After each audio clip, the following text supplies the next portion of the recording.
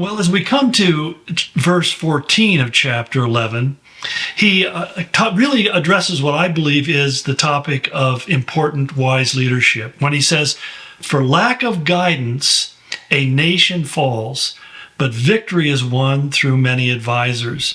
Now, a person who is a good leader is someone who doesn't think that they have all the answers. None of us can have a 100% or 180-degree perspective on the issues that we're dealing with in life.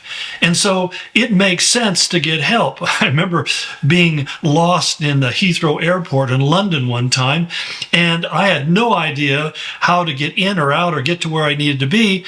And so guess what I did? I went and found somebody in a uniform and said, "Can you tell me how I can get from point A to point B?" Because I was unfamiliar with the layout. Now, that's a simple example, but I think it's the kind of thing that really can be expanded into other areas of our life. That if I need help with gardening, if I need help with even doing this kind of thing, I talk to people who have some expertise in it. Even the production of this and our upcoming podcast are based upon the idea that there are people who are more skilled at doing this than I am. So that all I have to focus on is being the talking head, and they're the ones who are able to tie it all together and make it something that's digestible for the average person. Well, in saying that, to lack guidance means that you will not seek out help because you're afraid to admit that you don't know something. And I think us guys are like that a lot of times. You know, we love GPS because we don't have to ask our wives direction when we're going someplace, because the GPS will go give it. Although I find that doesn't necessarily mean that I don't get directions, but nonetheless, because I'm kind of a space cadet when I get in a car, I'm thinking about so many other things. I'm not paying attention to where I need to turn next, but that's my problem. But you see, the problem in life is if we don't know where we're going, we always end up someplace else, and that someplace else is always someplace that we don't want to be. It's always worse than what we hope for. So we have to decide, how do I get to where I want to go, and where do I want to go, and how can I get the assistance that I need to get me there? And that's why I think that probably you listen to this podcast or this broadcast, these morning devotionals, because what I'm trying to do is explain the Bible in a way that can make it very usable to you on a day-to-day basis, that can help you to navigate the pathways. And I do it not as somebody who has so mastered the art that I do it successfully.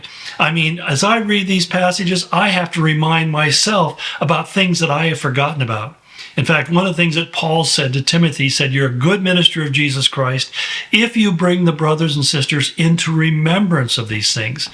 So I found in my life, it's not the things that I don't know that get me in trouble, because a lot of times if I really don't know something, I'll go ask somebody. I'll go on the internet, I'll go to YouTube or something and ask for instructions and guidance on how to do a particular thing.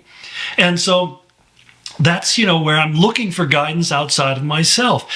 In the same way that when I read the Word, what I'm doing is looking for God's guidance on how to live my life on a daily basis. And as long as we are humble enough to say, "I need your guidance, I need your word," God can help us and fill in all the blanks.